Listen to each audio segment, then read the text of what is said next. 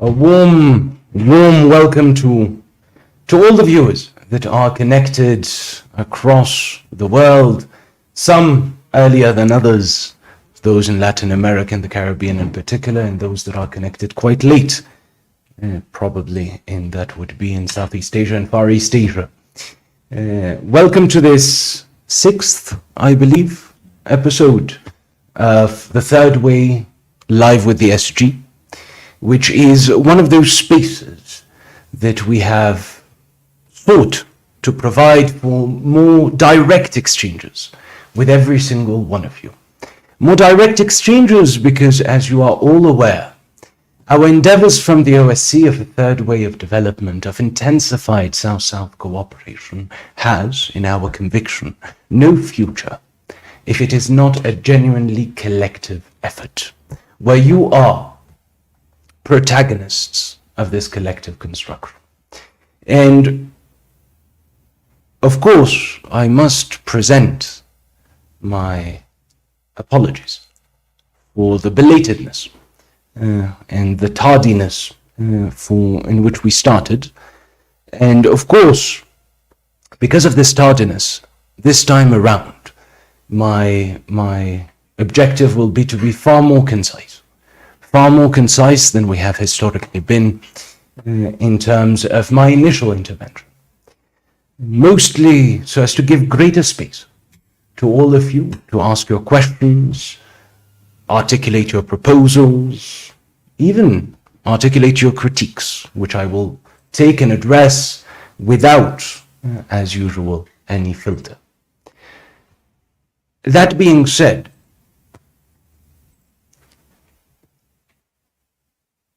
the only thing I genuinely wish to speak about today, aside from everything that we have already discussed with regards to the third way of development, aside from everything that we have discussed in terms of multilateralism, the international financial architecture, what is collective action, is, and this stems, in fact, from a comment I believe that was placed on one of the last episodes that was shown to me by a member of the team, which was a comment about leadership and the importance of leadership in the endeavor of building a third way of development. And of course, far from my mind, to address the issue of leadership as a very universal recipe. That is, leadership must take different forms in different spaces, in different places, in different moments.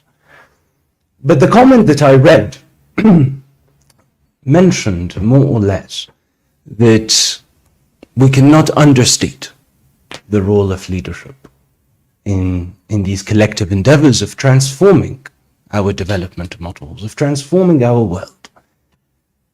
Then, of course, the person that articulated it did have a very important point. But at the risk of sounding not provocative, but perhaps demagogical, which is not my intent, it is my firm conviction that there is no such a thing as a providential man. A providential person that has a eureka moment, identifying precisely what must be done, how to achieve it, and single-handedly achieving it. Now, that is not to say that I do not believe in leadership. Leadership is crucial. Leadership is essential.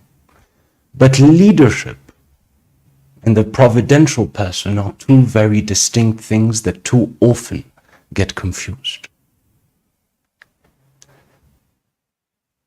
The truth is that for leadership to emerge, it is my view that you must first have a collective.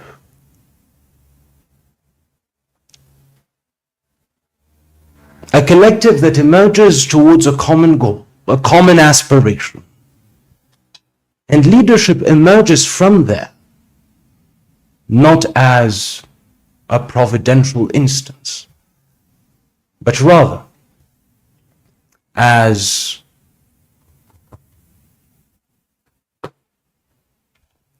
a catalyst of those aspirations that enable a collective to move forward.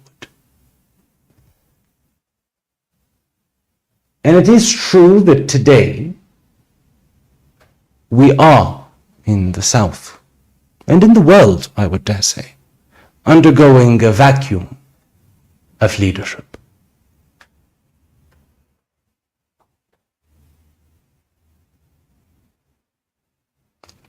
But the truth is that, again, with that understanding of leadership emerging from a collective, if we do not collectively articulate a vision, a direction of where we want to be as societies, then leadership is impossible, because leadership in its very terminology implies movement. And that is, without a vision, without a common aspiration of future, ultimately we are condemned in many respects to mere administration. Mere administration that is about managing what we currently have, of avoiding great threats, avoiding challenges or overcoming them, but again, maintaining what we have.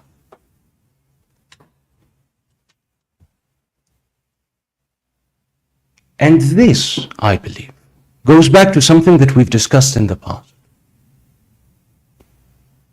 which is that shift that has occurred in the 90s with this triumphant march of a new world order, where technocracy proclaimed its supremacy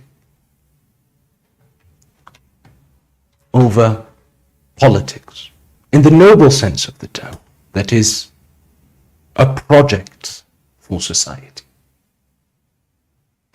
And in many respects,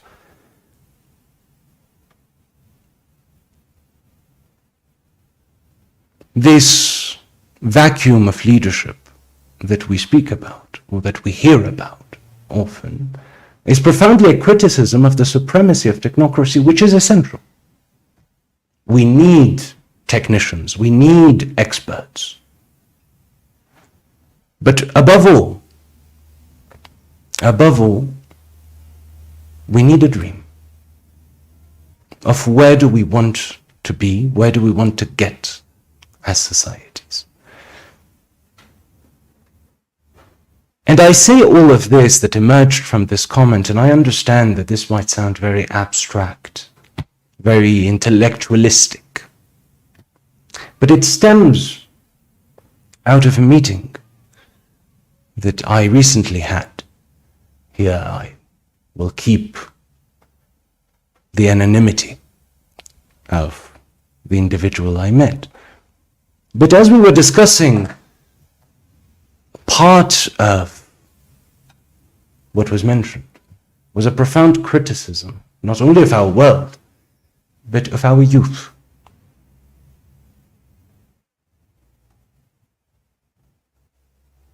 Mentioning how our youth, the person said, had become frivolous,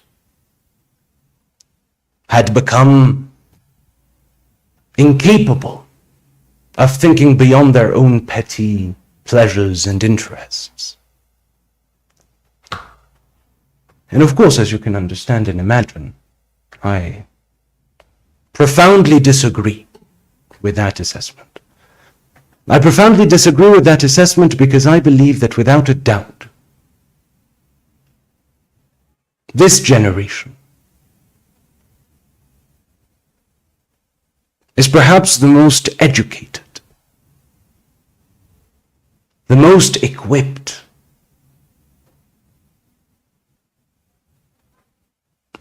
the most prepared to be able to transform the world.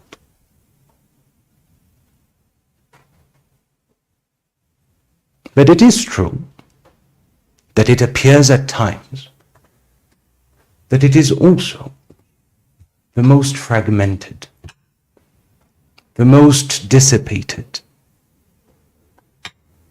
the most resigned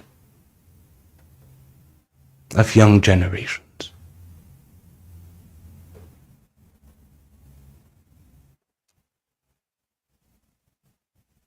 And I say this considering myself as part of that generation, or at the very least very close to that generation. And what I think is important for us to understand is that if it is dissipated, if it is fragmented, if it is resigned, despite being the most equipped, the most prepared, the most educated, that is the generation that if a generation could change the world, then it would be that one. The reason, or the fault, I believe, does not lie in them. Because it is the first generation that was born disillusioned. It was the first generation that was born with nothing to believe in. Nothing transcendental, I mean. Nothing that goes beyond existing. Because it is a generation that was born with their parents saying, "Look, my dear child, I have spent my whole life fighting and sacrificing for communism, or for Pan-Arabism, or for Pan-Africanism. I have spent my whole life fighting to transform the world. And look where we are. Everything has collapsed. We haven't achieved anything. I have wasted," the parents say, "my life in those endeavors." So do not do the same mistake. Do not try to change the world. Just go through your education, get your degree, find a good job, and just live your life.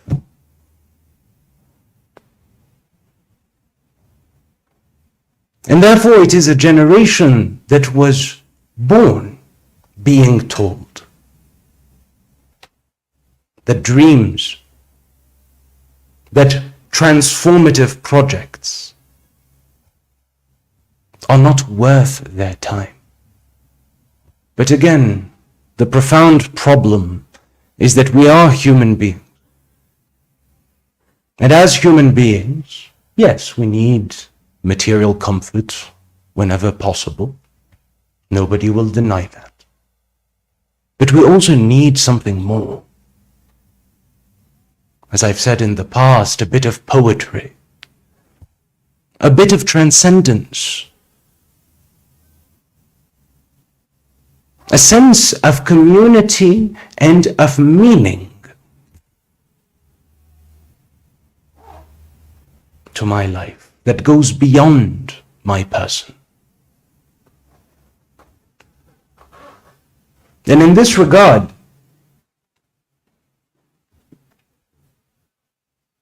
to go back to our youth,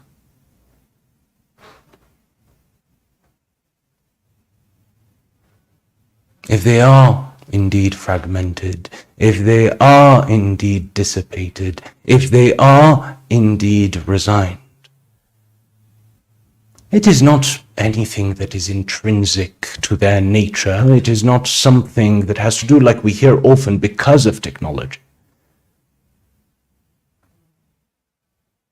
but rather because we must be capable of articulating collectively a common project that mobilizes for something. And of course, we are seeing across the world mobilization against climate change, for instance, or against, in some countries, the privatization of higher education. But this is fundamentally a reactive mobilization. This is profoundly a mobilization against, not a mobilization for a common project. And we must dare, if a third way of development is to be possible, we must dare to articulate dreams supported by concrete action to achieve them that are in favor of certain things, a certain vision of society, a certain vision of the world. And we must also demonstrate to our youth that it is possible, that it is worth achieving it. And once we achieve that, that is when, to answer the comment that had been made, we will see from within the ranks of our youth the emergence of fruitful leadership.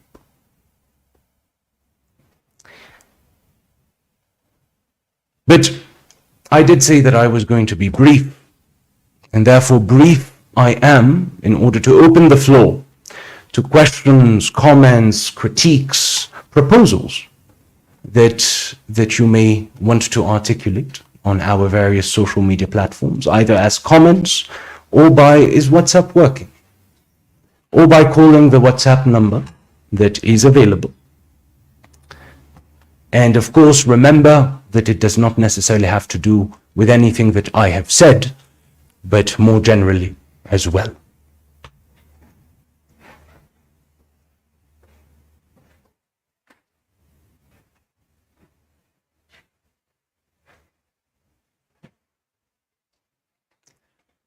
So let us have a look at the questions.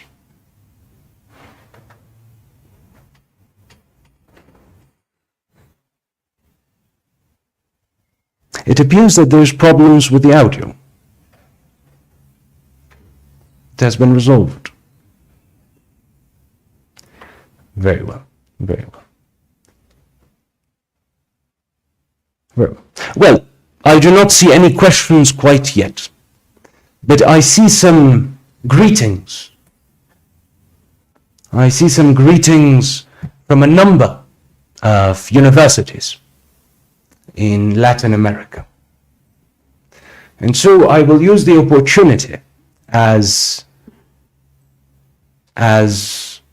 we await questions and critiques to build upon something that I had mentioned last week.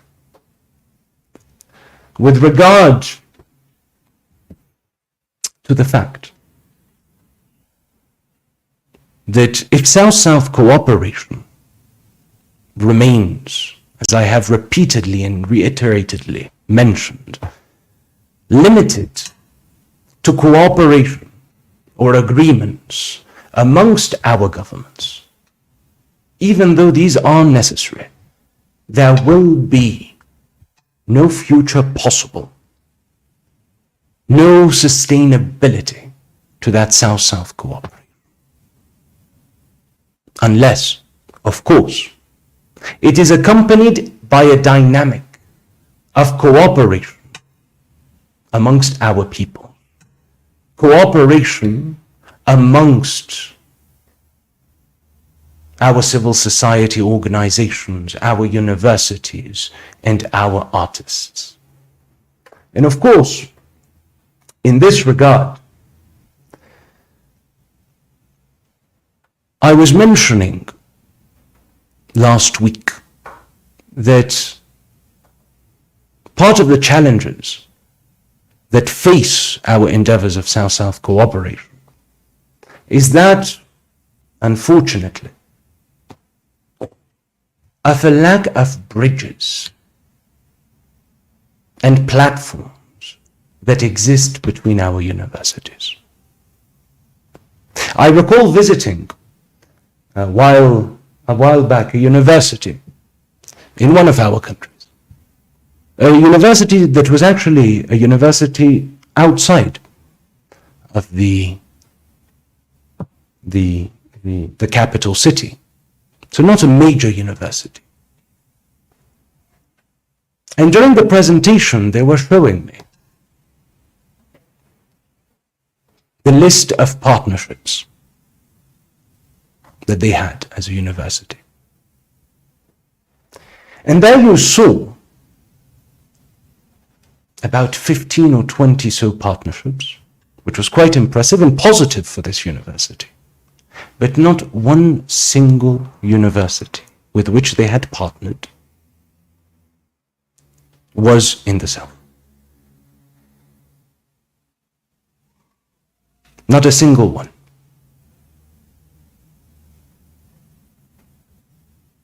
Now, the problem in this remains, of course, the mere fact that so long as our universities, our intellectuals, our researchers, that are in countries that, yes, are very diverse, but that share some systemic challenges that make it desirable for them to collaborate, such as the issue of tropical medicine, which is a profoundly southern area of action when it comes to health.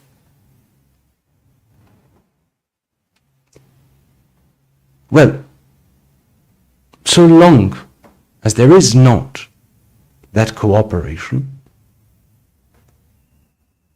then we cannot expect that South-South cooperation will be sustainable in time, because the governments come and go. Geopolitics changes. And if South-South cooperation is to be viable, it must move away from a determination to cooperate purely out of moral or abstract reasons, and move towards cooperation because it is more fruitful to achieve our common development objectives. But of course, we cannot blame our universities. What has been lacking, and this is where I think that the work that the OSC is promoting and implementing becomes crucial, is our universities must be provided with the necessary platforms and instruments to cooperate. Because it remains a fact that research from the South is overall not visible enough at the international level. And that ultimately means and implies that if you do not know that research has been undertaken in another part of the South, it is impossible for you to cooperate. And therefore we have to visibilize the research that is being done in our countries. And I think that the Greater South Information System that we have provided and launched is one such manner, by visibilizing research undertaken in all of our countries. But of course, there is also a fundamental issue that is that beyond visibility of our research, beyond linguistic barriers, beyond the concentration of peer-reviewed journals in the North, and the scarcity in the South of peer-reviewed journals, it is also a matter that is essential, which is to ensure that there is as well opportunities of encounter amongst the universities of the South. Whether these are conferences, whether these are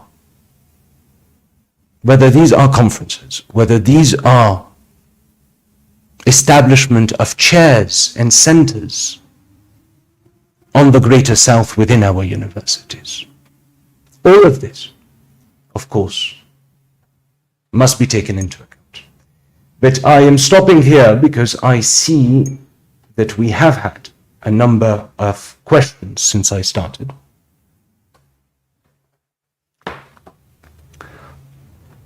I see a question, well, it is a comment.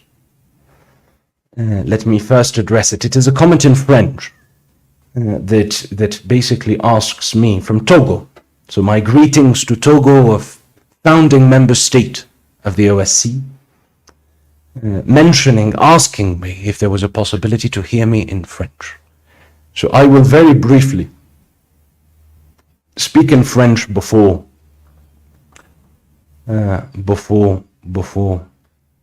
addressing the other questions.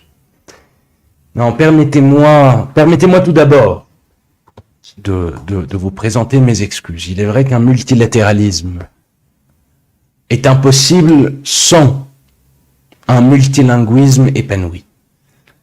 Mais nous avons en effet ce grand défi qui est celui de devoir parler à un public qui vient des 3 continents du Sud.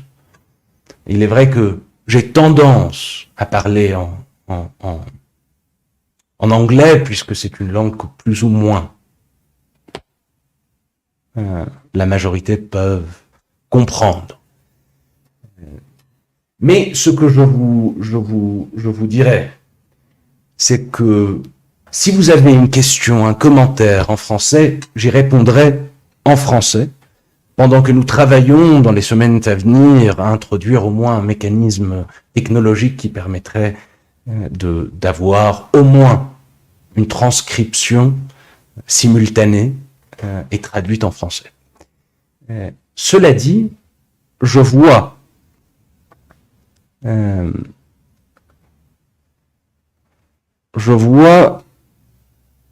pense reconnaître votre nom, Azou Captcha, et je pense, que vous êtes un des pionniers de l'éducation équilibrée et inclusive qui ont participé au programme de renforcement des capacités au nom du Togo à l'Institut OCS. Alors, je vous envoie mes salutations et toute mon amitié. I will go back to English now. I see a question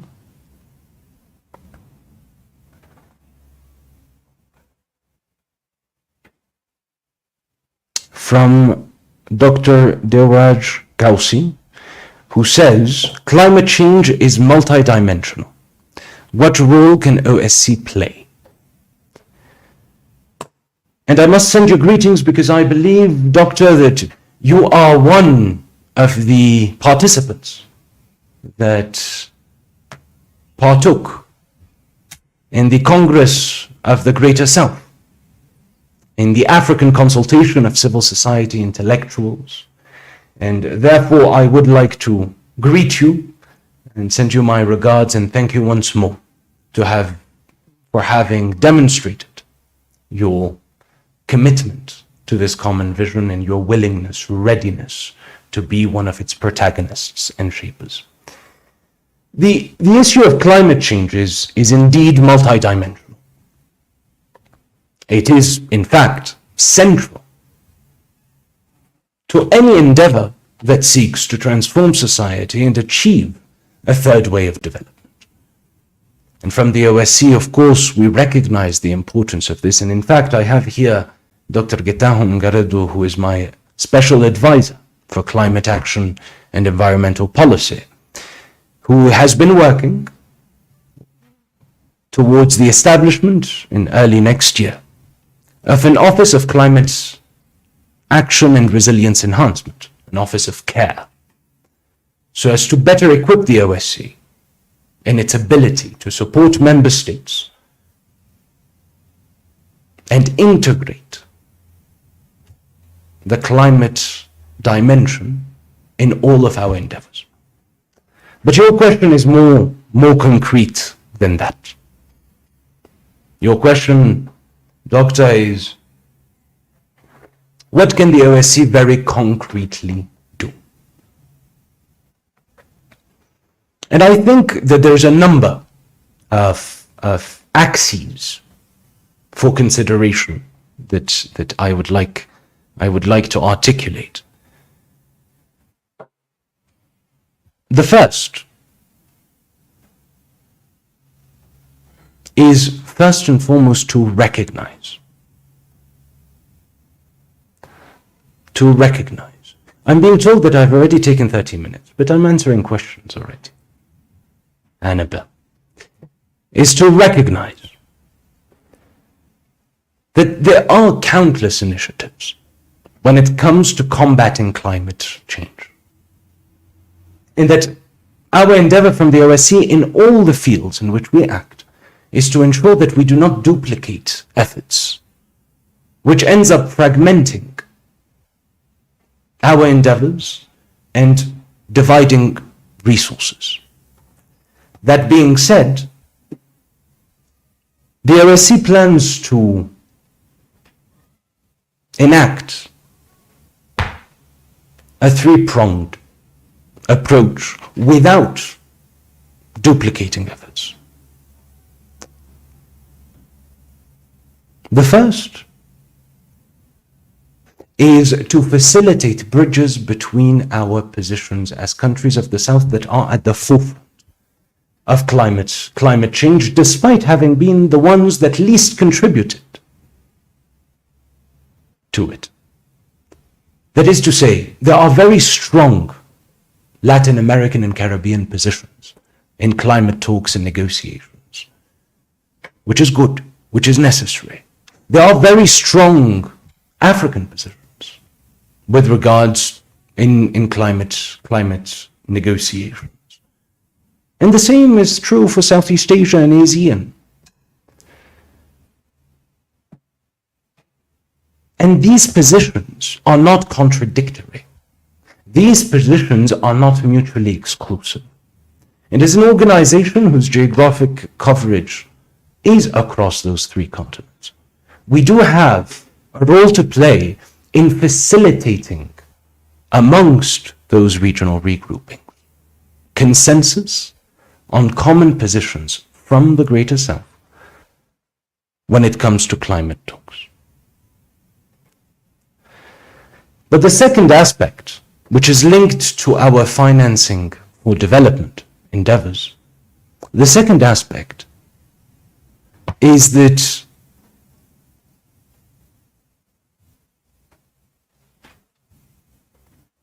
despite the fact of great successes at time within the climate talks,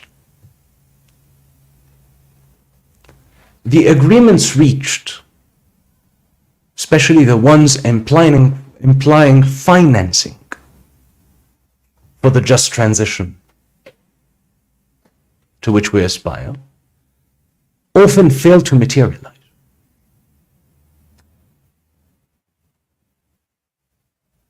How many funds, Dr. Getachew, have been established over the years as a result of climate talks? 5 major ones. 5 major ones. 5 major ones. How many of them have fulfilled their targets of financing?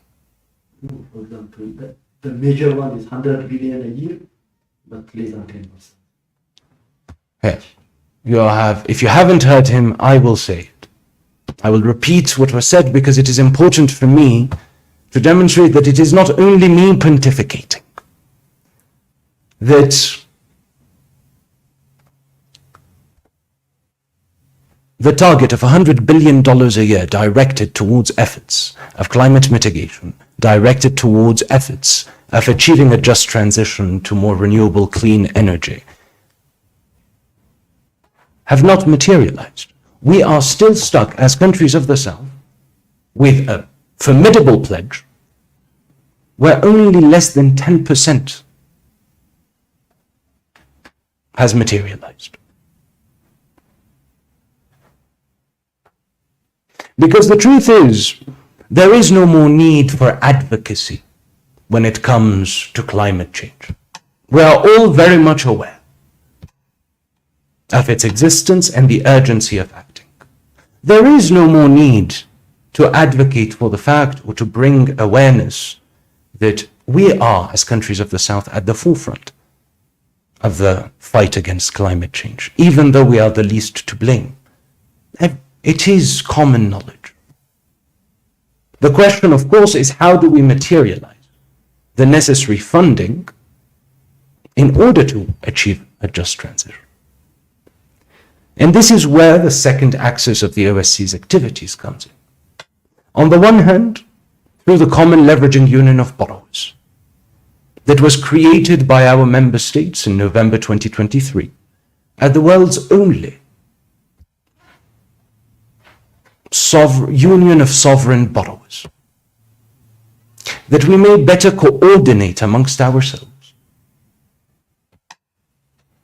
in negotiating with creditors and financiers so as to achieve our objective. But the second, which is a crucial part, because we're currently working on the documentation of the OSCE General Assembly. And one of the crucial issues that we are putting forward is the activation of the third organ of the OSCE, our financial subsidiary, which is, to put it simply, the OSCE's Multilateral Development Bank,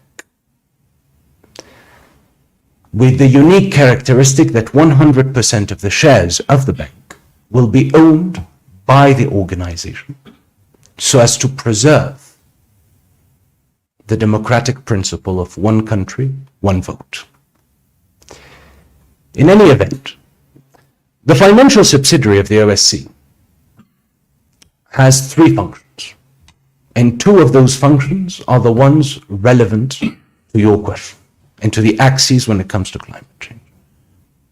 The first is to provide, in the words of our charter, investments in socially and ecologically responsible projects within our member states that contribute to their sustainable economic development.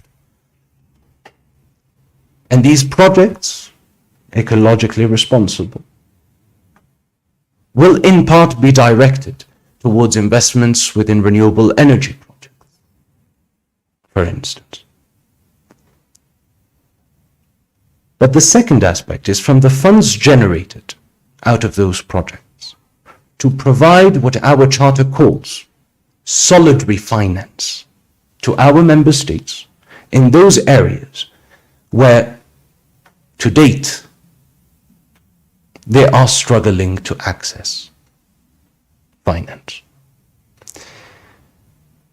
And the third aspect that I would mention that appears crucial to me, the third axis of action of the OSCE, is also generating a paradigm shift when it comes to climate action.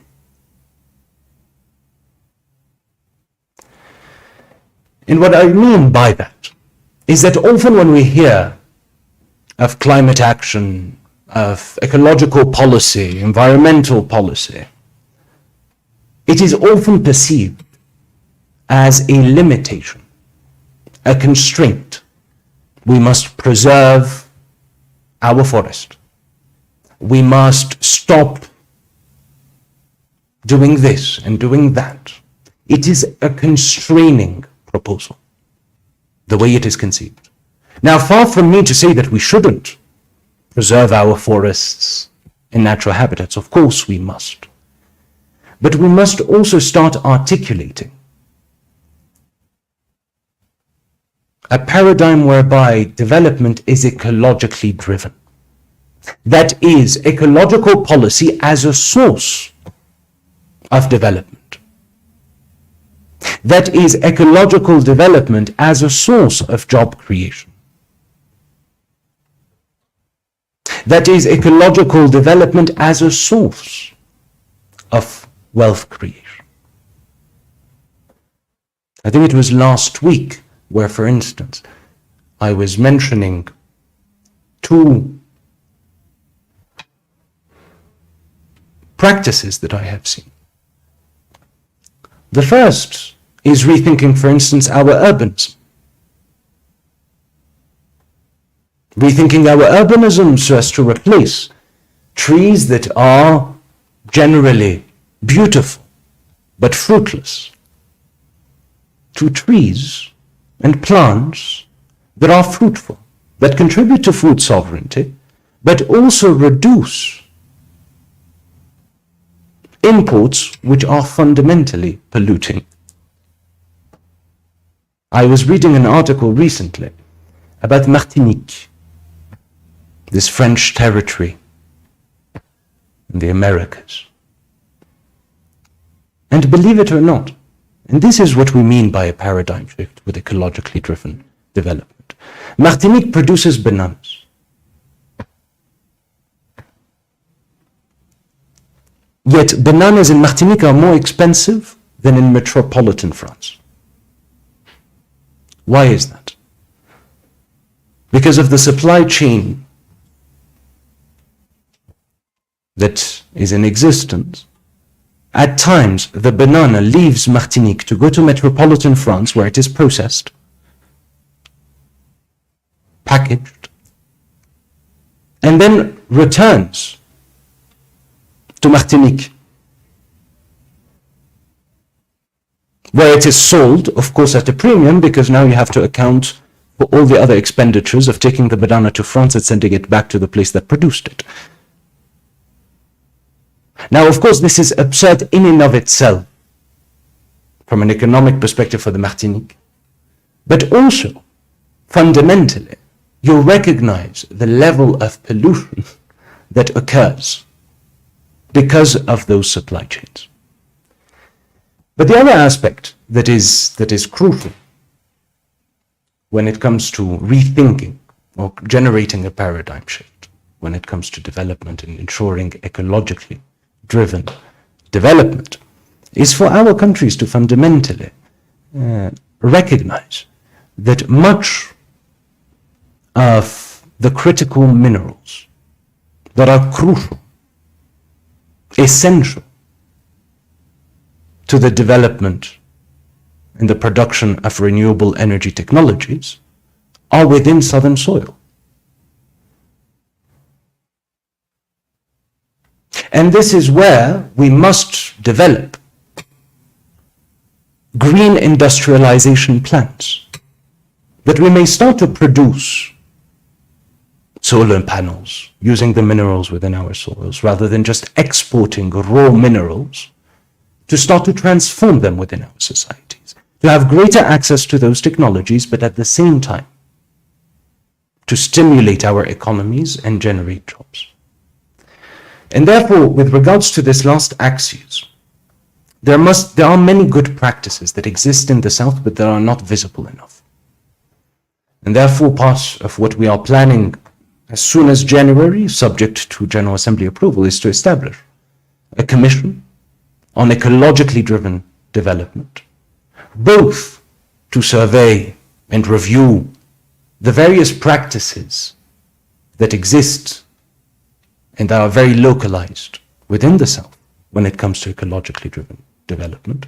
Once again, you cannot scale something that you do not know exists. And issue a comprehensive report with clear recommendations on how to instigate, stimulate, and foster that ecologically driven development that we from the OSCE would then be in a position to better support. I hope I've answered your question. If I haven't, please feel free to tell me that I haven't.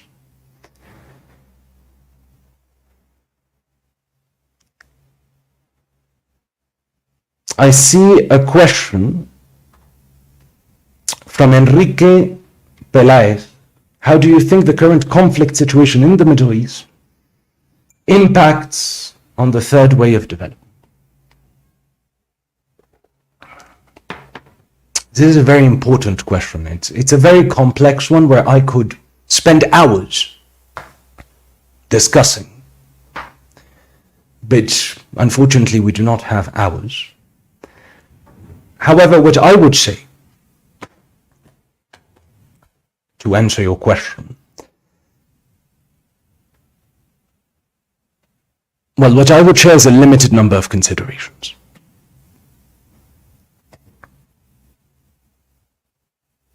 The first and foremost, is I would like to challenge the statement that it is a conflict. Because a conflict appears to be combat amongst equal forces, terrible as it may be. But what we are witnessing today in the Middle East, in particular in Palestine, in particular in Lebanon, is sheer barbarity.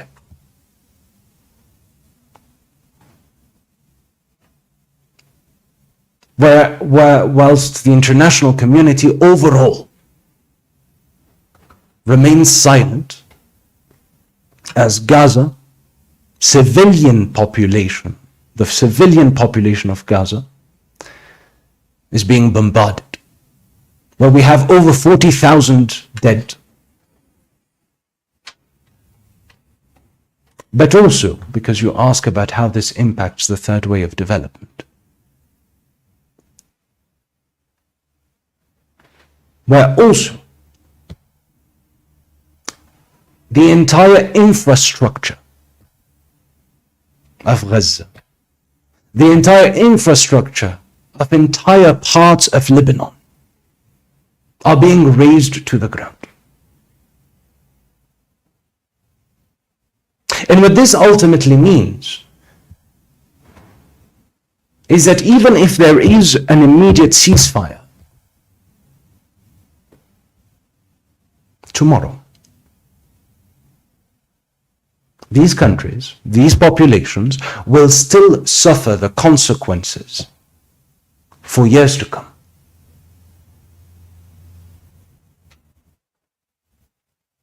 Because there will be no sanitation, and that creates health crises. There will be a shortage that was already there of schools that it will take years to rebuild.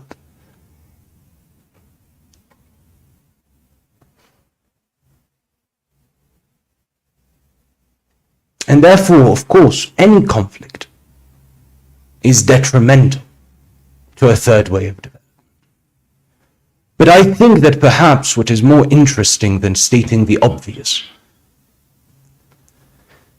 is to drive the point that I had mentioned some time ago.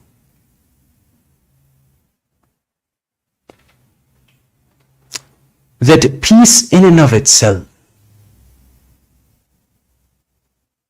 is not a virtue, as provocative as this may sound. The Middle East, my region of the world, following the First World War, was given a peace with the Sykes-Picot Accords, but a peace that ended all peace within the region, because it was a profoundly unjust, unfair peace. And therefore it was a ticking time bomb for eternal conflicts. What is a virtue and what a third way of development must endeavor at the national level, at the regional level, and at the multilateral level, is to achieve, to forge the justice of which peace is the sustainable fruit. In this regard,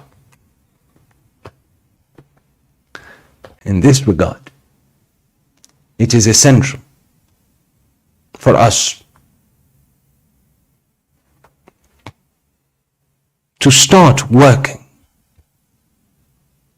towards more equitable, towards more just, towards more inclusive societies, and that goes by addressing the profound inequities that face our countries, that face our peoples at the multilateral level, where the voice of the South remains minoritized, marginalized,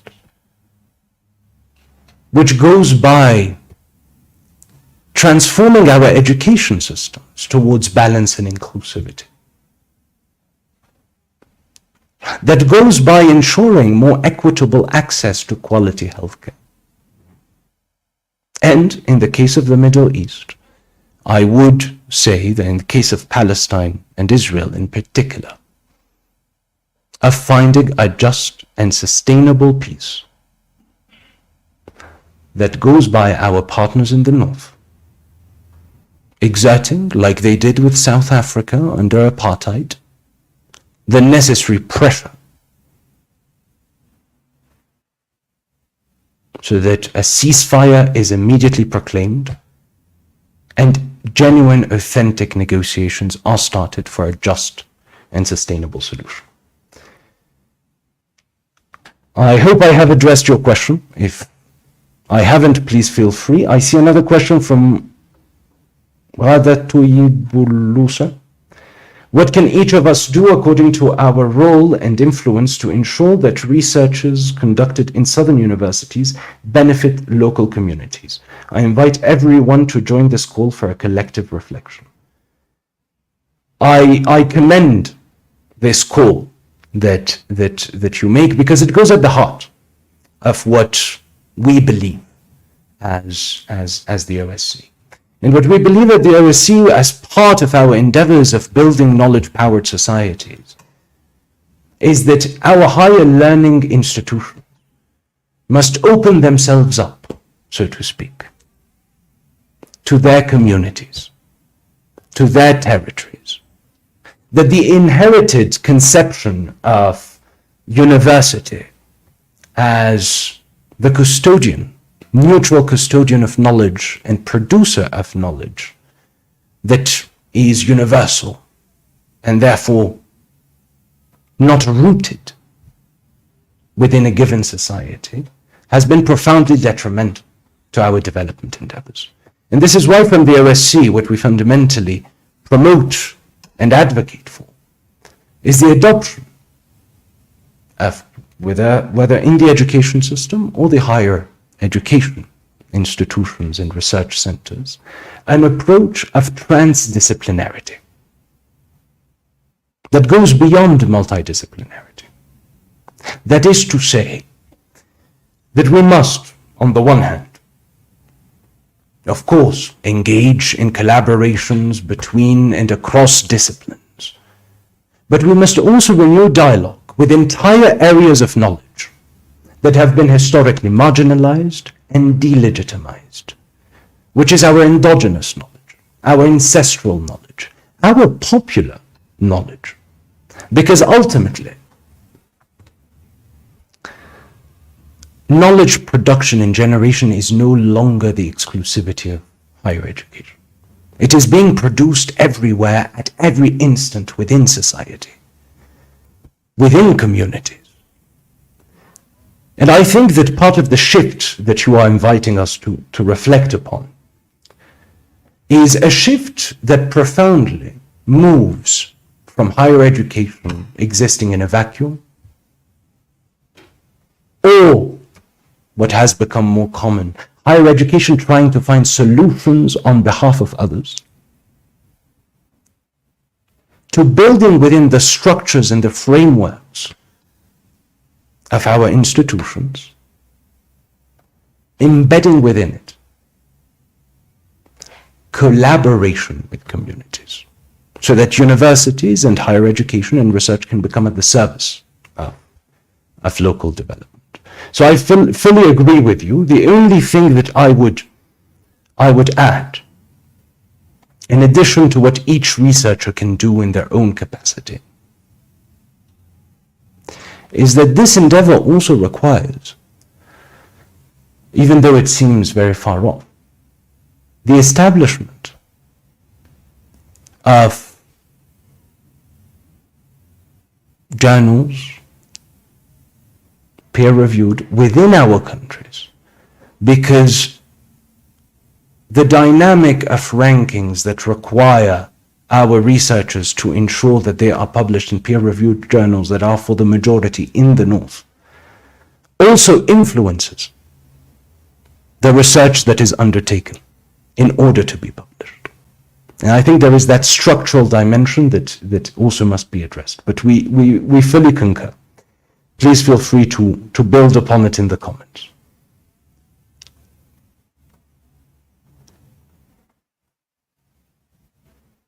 I see a comment from Muhammad Al-Amin Al-Nahas. I'm Muhammad Amin Abbas Hamza. I firmly believe in the importance of education and development as a way to acquire the knowledge and skills the Global South needs to achieve development. However, I applied for 2 jobs to join the organization's work team, but so far the assessments have not been completed. I look forward to completion of the final assessment. Well, first and foremost, Akhi Muhammad, thank you for this. I don't usually deal with human resources.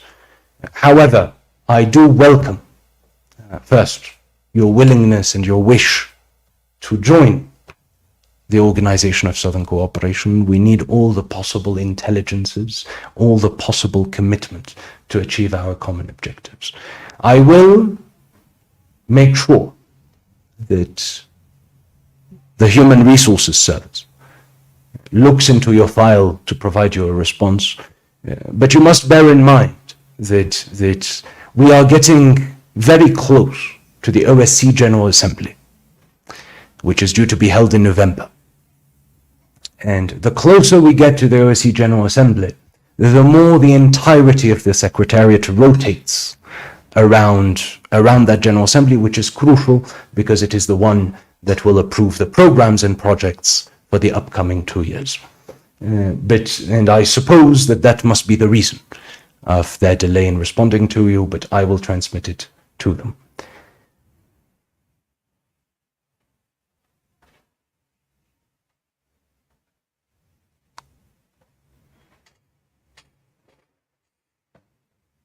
I see a question from Grace Santarios. From your perspective, are there any limitations of the third way approach?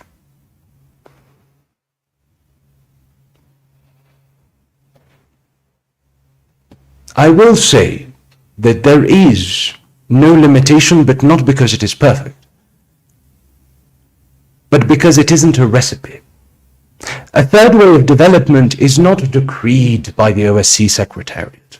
A third way of development is not a document with set policies, with set practices to be implemented by all countries, all institutions, without taking into account context,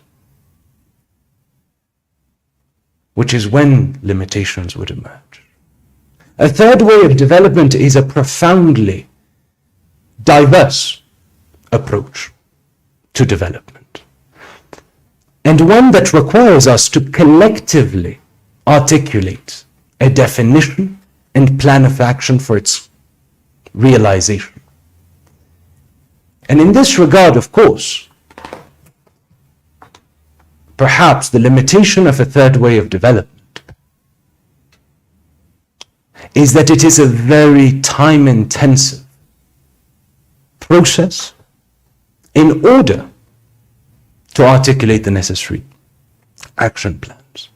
Because it is far easier to get a recipe a prescription of policies to be implemented than it is to agree on a certain set of principles, to agree on a collective vision, but then to be required as governments, as universities, as civil society organizations, to be required by the very nature of a third way of development, to translate that vision, to translate those common principles into policies and practices that correspond to the contextual need and socio-cultural frameworks of a given country. I hope I've answered you.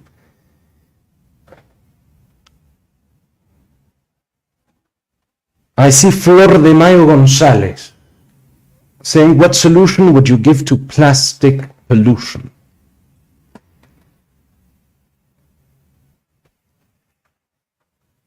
Well, the truth is that this is a crucial issue, and I am not certain. At this particular stage that I can provide a magic wand solution to plastic pollution worldwide. What I would say, however, and that is crucial, is there are multiple fronts that must take different forms in different contexts to address the issue of plastic pollution. The first is, of course, education. Educating on the need of being more careful with the manner in which we let go of we dispose rather of plastic items. But the second, which I think is more crucial and more fundamental, which requires endeavors both multilaterally and nationally, is we must have, and this is why a third way of development is so very crucial, we must have a paradigm shift away from the consumerism and models of production that favor cheaper production of single-use plastics, for instance. Because I firmly believe that if we give most of our peoples, most individuals, a genuine, affordable, easy to access manner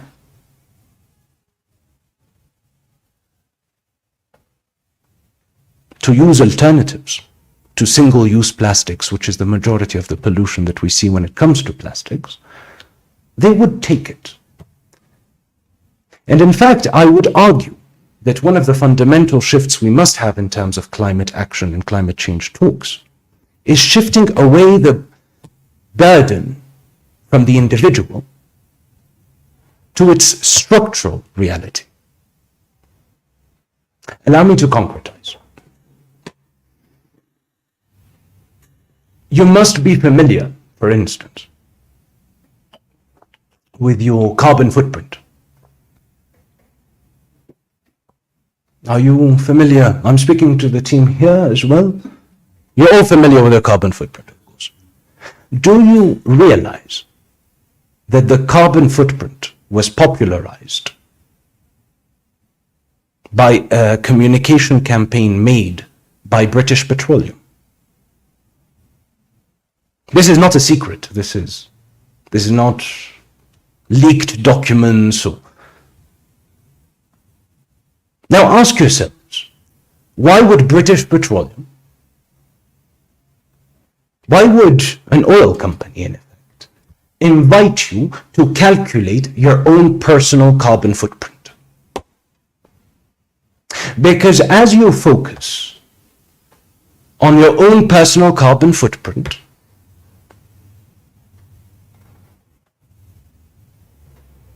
you do not focus on the industries that are driving climate change and the climate crisis. And a good example of this is during COVID in 2020. and this is figures from the IMF, when the world came to a standstill, most of the world was no longer using their cars. There was very little air travel. Most of us were at home. That is, our carbon footprints were the lowest they possibly were in living memory. CO2 emissions dropped in 2020 by less than 5%. Less than 5%. And that is therefore, as much as it is good if you start walking instead of using your car, as much as it is good if you start having colder showers rather than hot showers, that is not what will stop climate change nor the climate crisis. And the same is applicable to plastic pollution. What we must be able to address, and there is knowledge available for alternatives to single-use plastics and alternatives to plastic, is drive through policy making, fundamental changes in our production models. And I say that by also adding, to go back to the issue of universities, that, as I was saying, there are alternatives to plastics that require, however, investment. And I say single-use plastics because at the same time, most of our clothes today contain some plastic. Most of our shoes contain some plastic. Plastic will not be eradicated or eliminated, but at least we can eliminate and eradicate single-use plastics, which are the driving force of plastic pollution. But one of the fundamental problems that we have is that even though those alternatives exist, they must be given an economy of scale in order to be affordable enough and accessible enough for consumers to move away. But the knowledge economy that we have, that is, where economic activity is very knowledge intensive, also has with it an economic inequality. And that is the excessive concentration of knowledge generation in the north that then is transformed into economic activity. I give again an example. Research that leads to an effective alternative to single-use plastics, biodegradable, say, that is then protected by intellectual property rights and patents, make it impossible as well for countries in the south, for instance, to benefit from the fruits of that knowledge, of that alternative that was found, to give it an economy of scale. And I give, to concretize what I'm saying, because some people will say, yes, but where's a concrete example of this happening?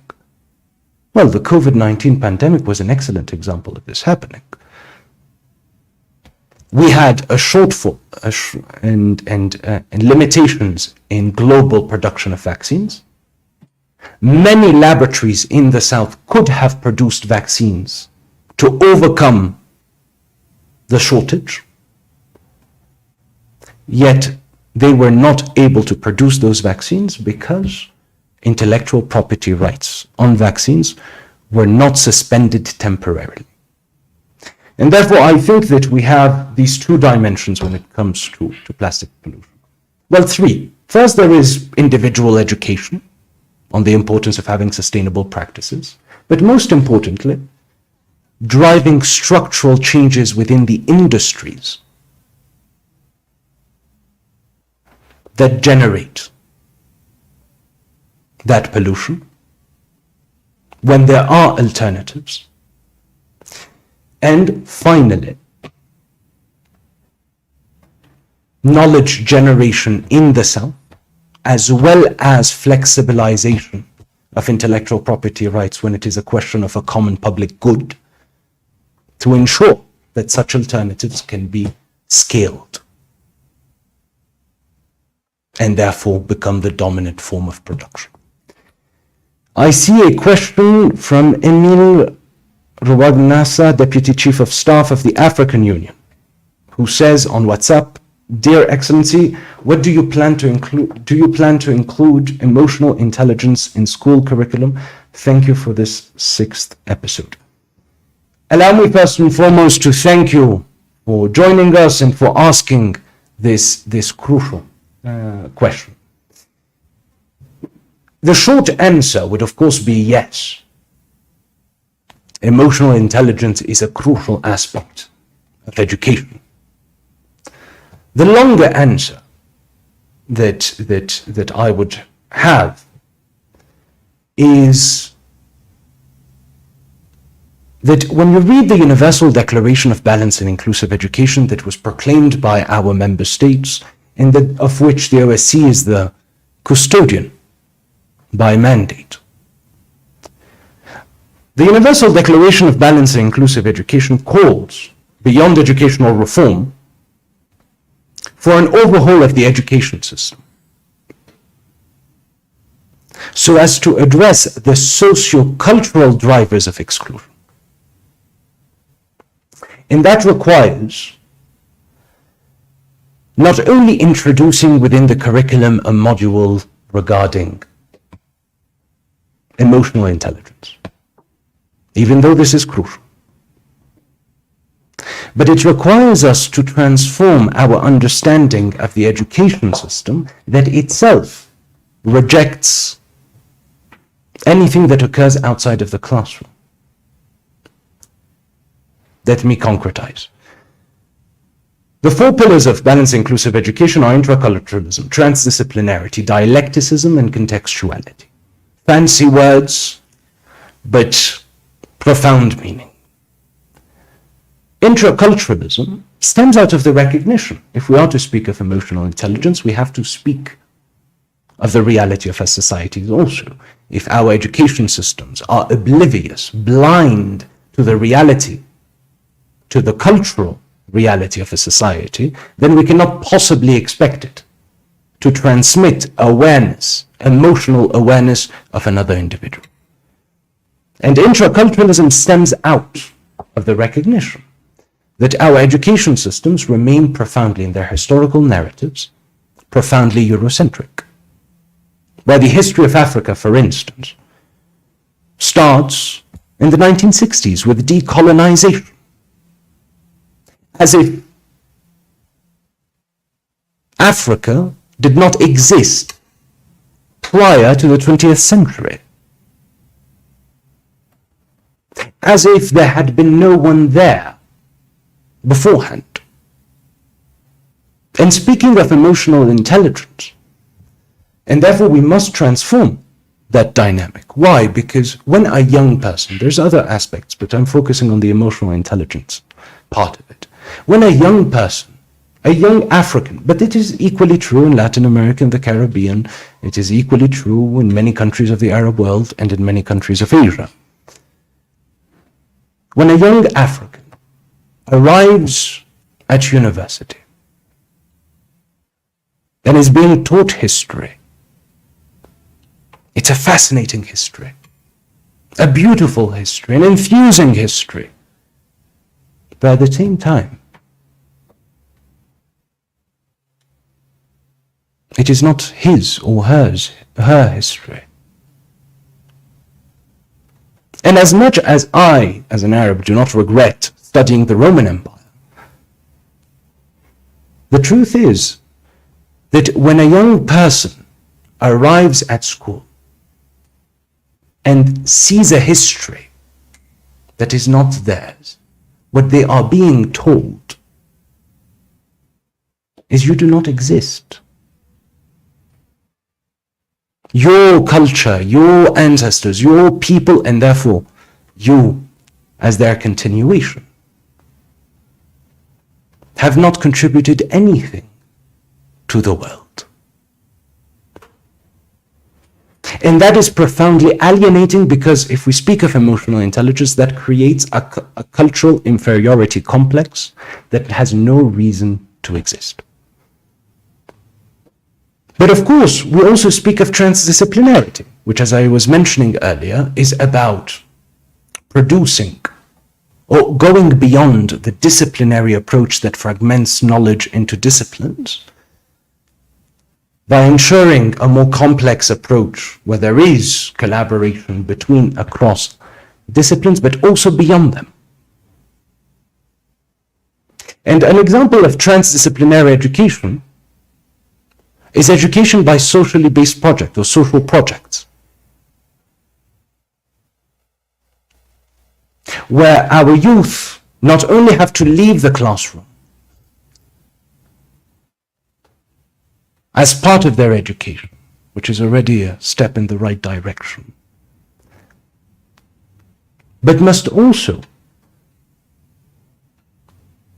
engage with a specific community to co-develop, on the basis of what they are learning, solutions to tangible community problems. And that profoundly requires emotional intelligence, which is not an academic discipline. And because it is not an academic discipline, it has historically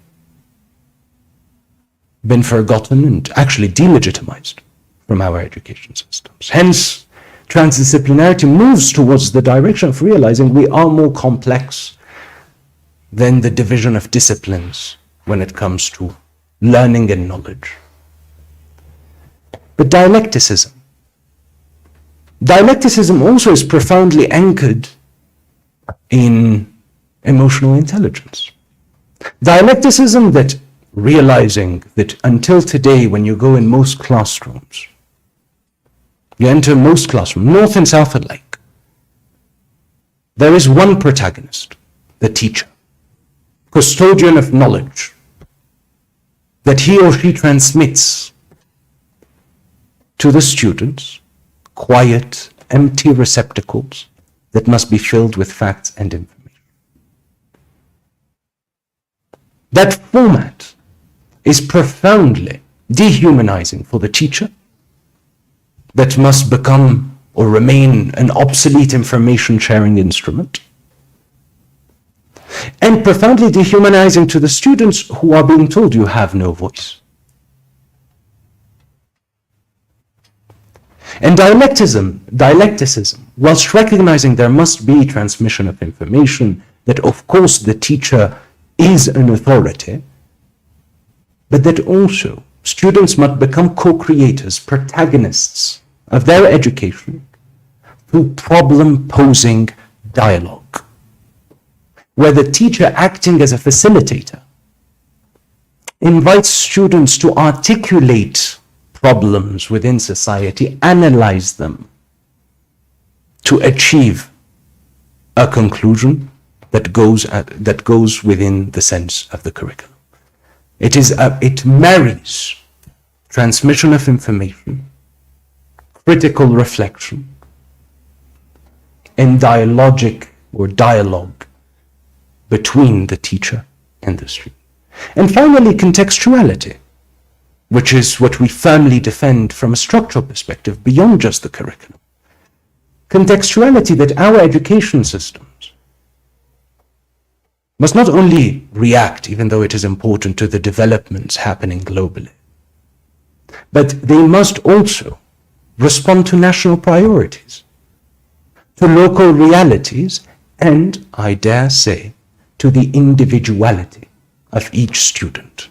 They cannot remain standardized, one-size-fits-all models if we are to achieve education as a catalyst of greater emotional intelligence within our people. I hope I have answered your question. Do not hesitate to let me know if I have failed to do so. I see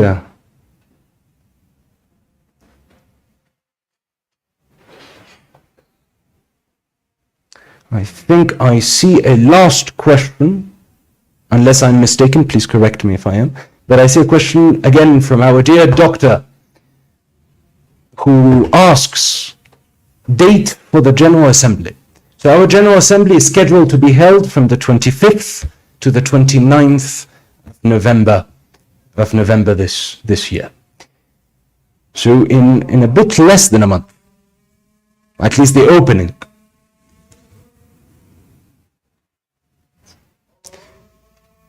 I do not know if you can hear the adhan, which is an opportunity for me to demonstrate that we are in this, that the adhan, which is the Muslim call to prayer,